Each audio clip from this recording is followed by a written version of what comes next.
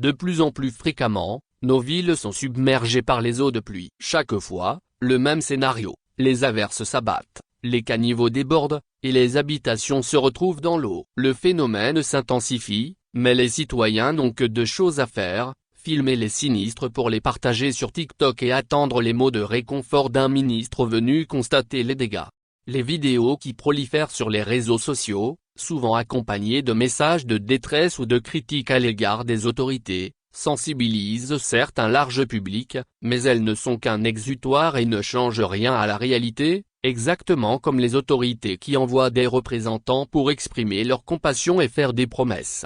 Les inondations sont révélatrices d'une gestion inefficace, car pendant que nous nous noyons, les routes, les caniveaux et autres infrastructures urbaines continuent d'être construits selon les mêmes techniques, avec les mêmes dimensions et avec les mêmes entreprises d'amis qui ont montré leur incompétence et malhonnêteté.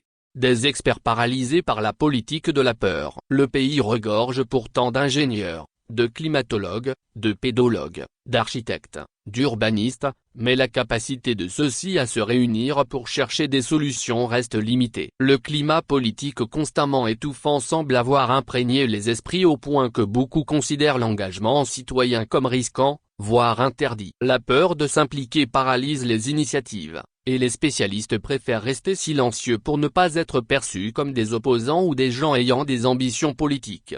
La politique a pris une place incroyable, si ce n'est toute la place, dans tous les domaines de la vie sociale au Togo, surtout après l'épisode Atchadam Tikpi en 2017. Toute action collective, lorsqu'elle ne vient pas du parti au pouvoir, est perçue comme une menace. Seules les initiatives conformes aux directives d'unir sont tolérées, laissant peu de place à l'innovation. Alors le pays stagne, incapable de faire face aux défis de notre temps. Les changements climatiques imposent une adaptation des infrastructures aux nouvelles réalités. Pour y arriver, il faut malheureusement d'abord libérer les énergies et les compétences paralysées par la peur, en dépolitisant la vie sociale.